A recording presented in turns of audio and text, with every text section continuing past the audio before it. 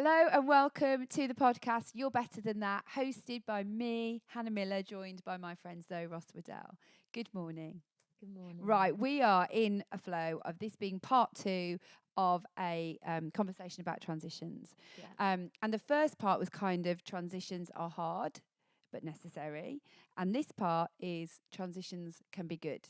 And we're going to talk a bit more positively. Now we've recognised they can be hard, they can make us disorientated and disable us. If you didn't listen to the last episode, we were talking about the impact on us, how they can make us feel destabilised, we can be disorientated, and we might feel like we're not sure who we are. But in this episode, we want to look at the good that can come through it. And, you know, I'll be saying things that people have heard before, but really important to hear, especially if you're in the midst of a transition right now, or you can put it in your back pocket to remember in the future. And I want to start with a story to kind of set the scene. Go ahead. It's one of my most helpful stories around this subject, really around transition. So when I was having my first baby, I was in labour, and I had a really lovely labour and an amazing midwife. So I've got a very positive labour story.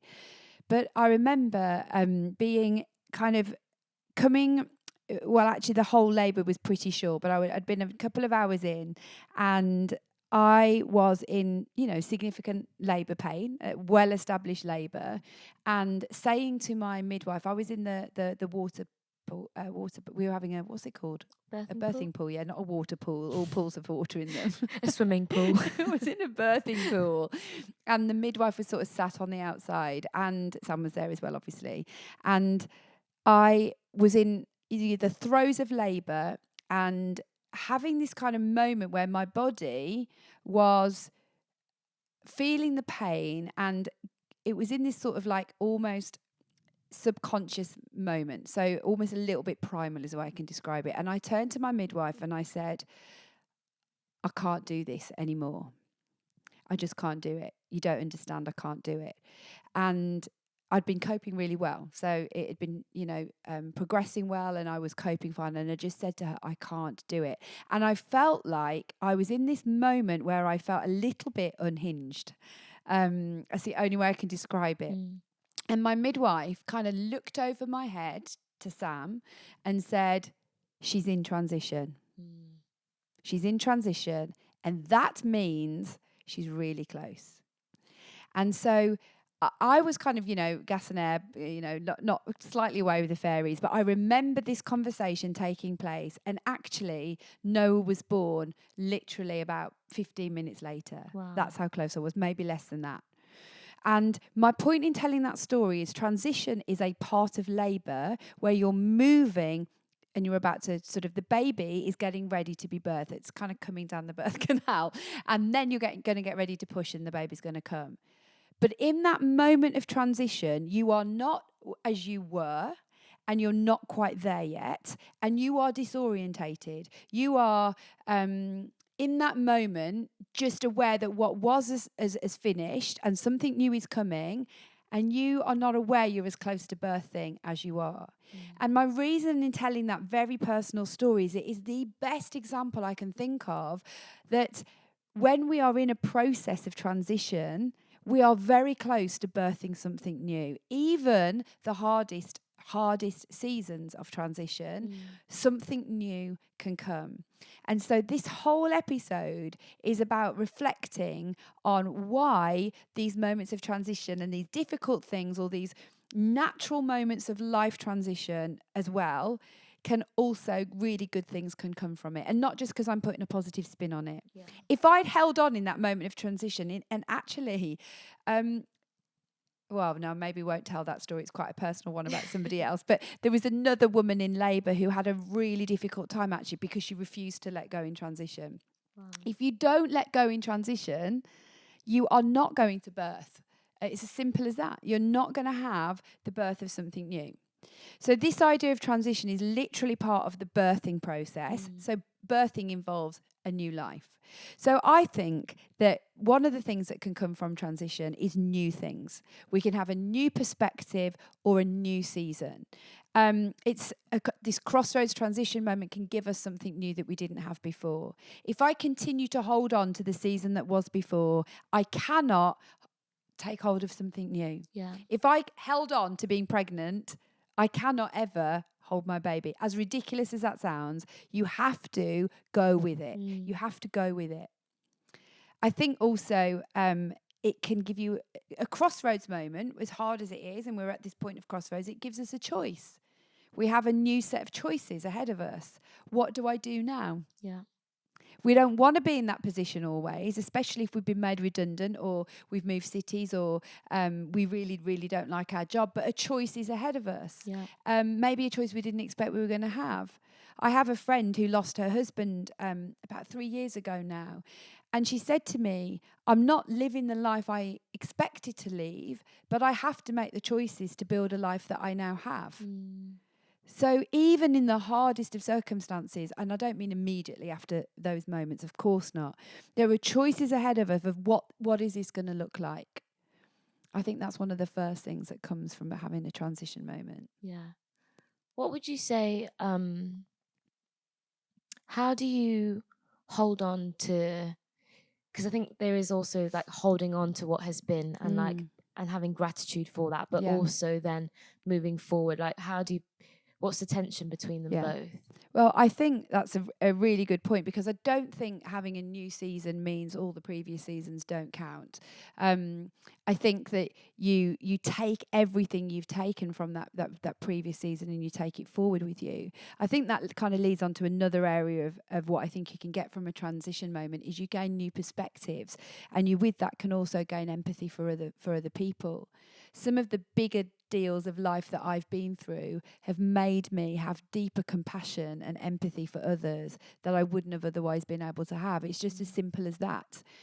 When we lost Sam's dad, and that was such a sudden loss of a loved one, my ability to engage a little bit more with the loss of a loved one just grew.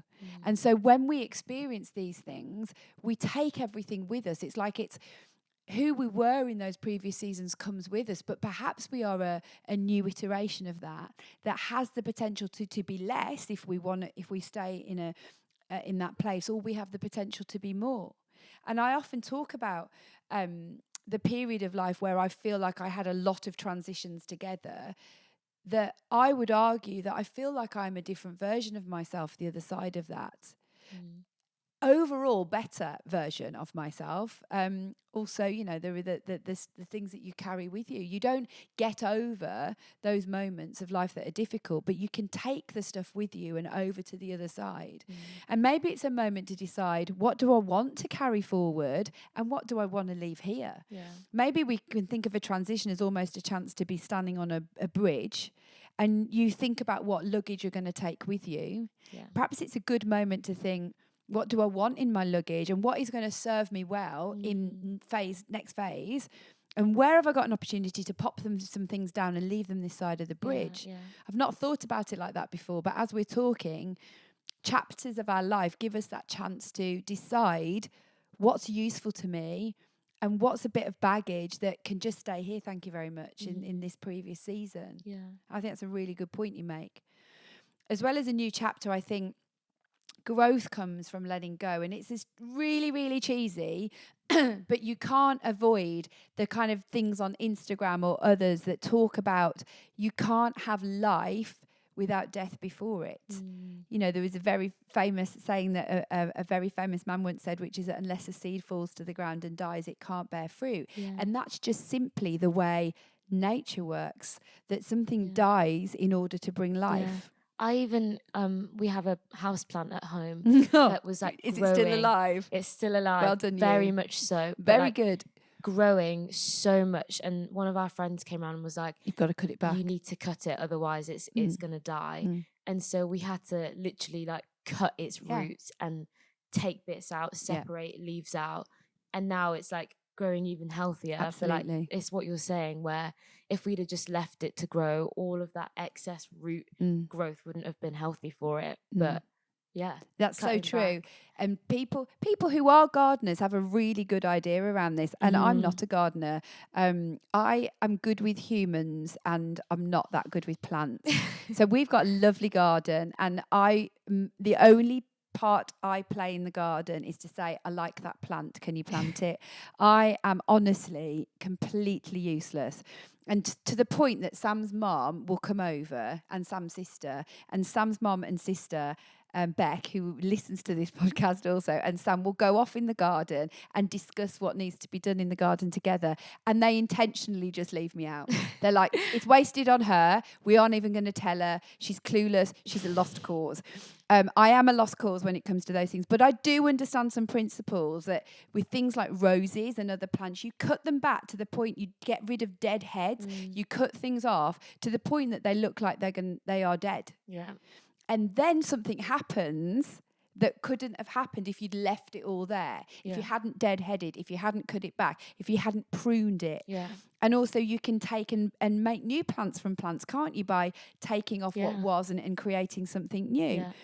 Seasons. You can't have summer, as cheesy as it sounds, if a tree hasn't lost all its leaves and done what's necessary to come back round again. And so there is a principle built into the whole created order, which is that things have to die in order for there to be new growth. And it's something that I actually really try to remind myself in the winter, because I don't love winter. I am not a winter lover. I have a friend, Zoe, who really loves winter and Christmas and sends me text messages to tell me how many days it is to Christmas. In July. Yeah, I've had them from her already. She loves Christmas and she loves winter. And I have to make a choice to remind myself that we let things go in order for things to come round again. We can't have perpetual summer. Exactly. And sometimes we're part of cultures that feel like life should be perpetual summer. I don't know whether you think that.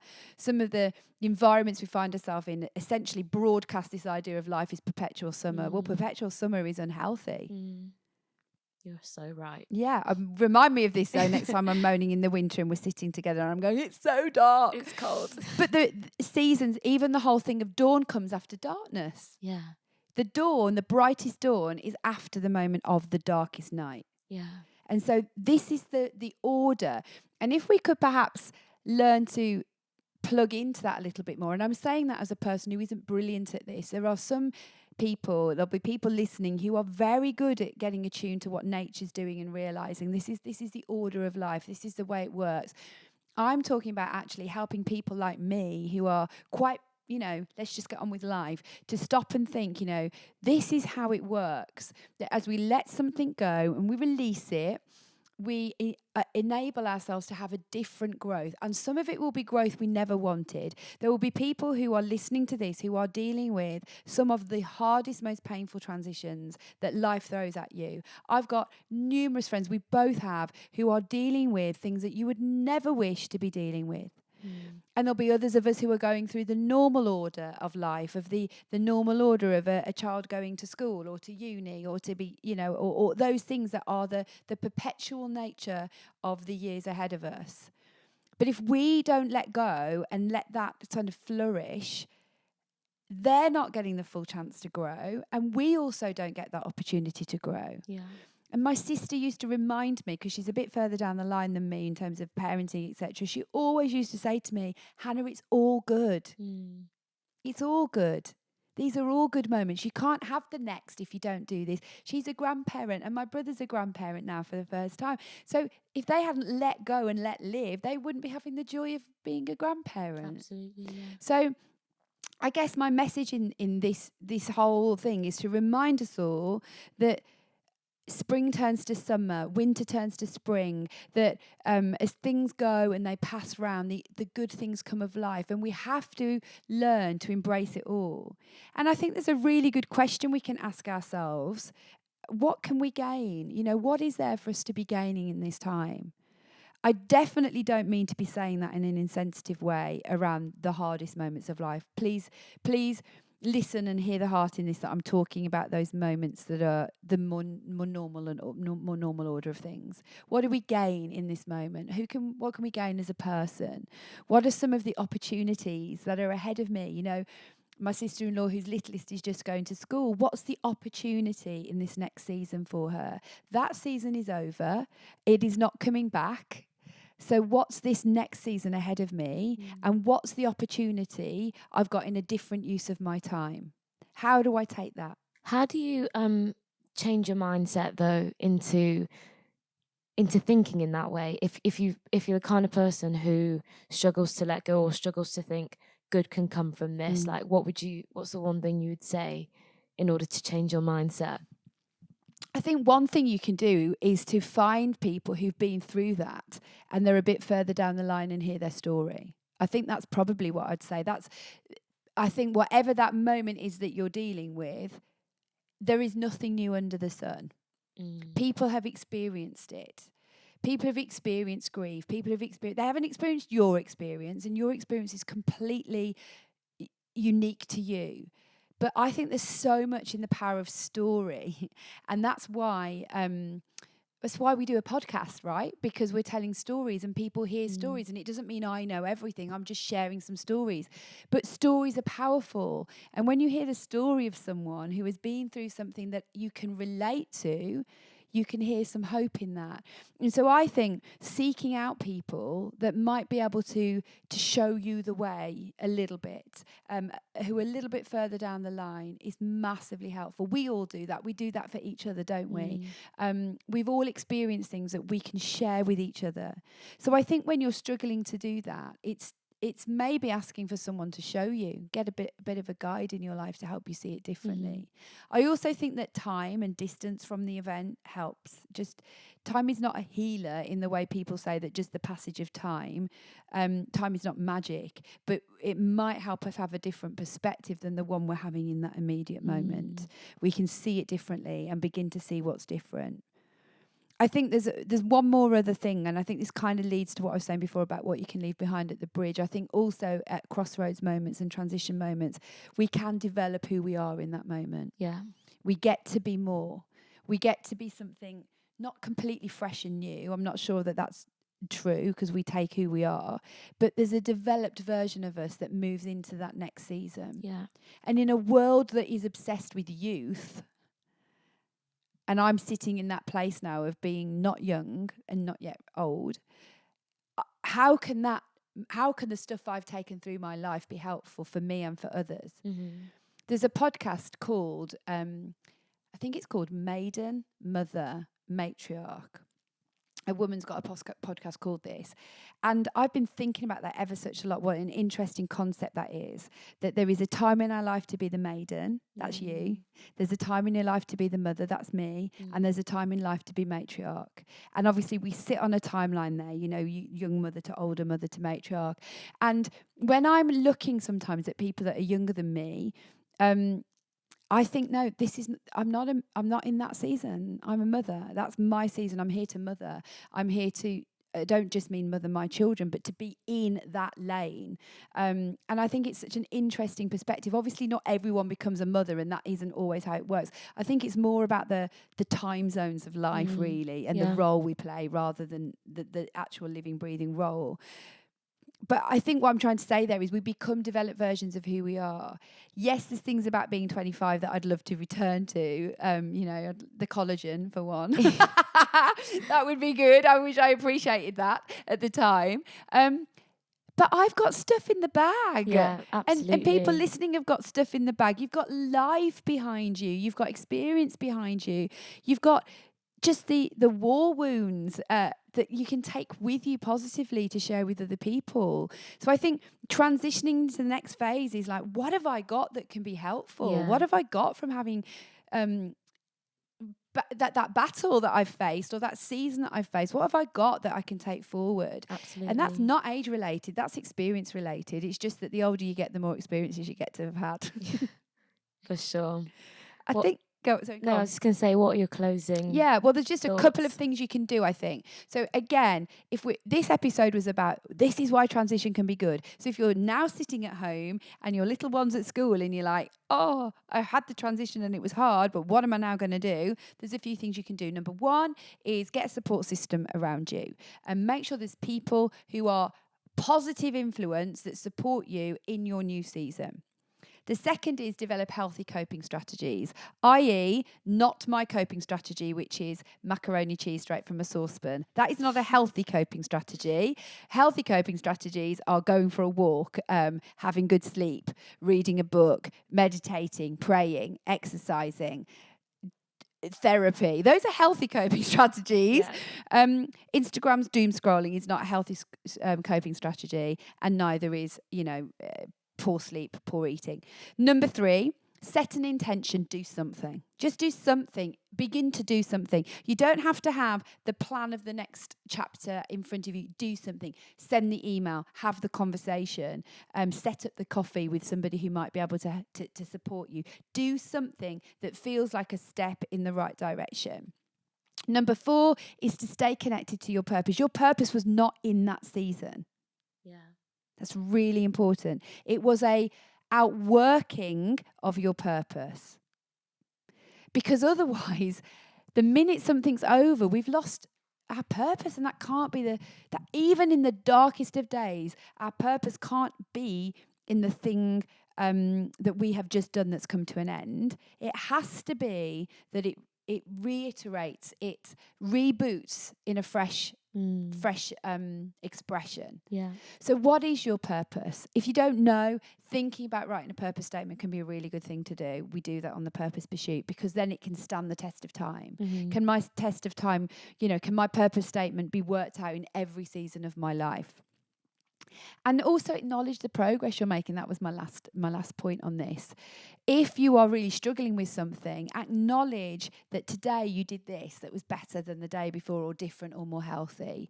If you are going through a really big life stage moment and it's very, very difficult, it is not going to be that you bounce back tomorrow. But what can you do today that you were struggling to do a week ago? Those are those small acknowledgements of progress. If there's anybody listening who is at the older end of life, if you are, retired and beyond, I just want you to hear that we really need you.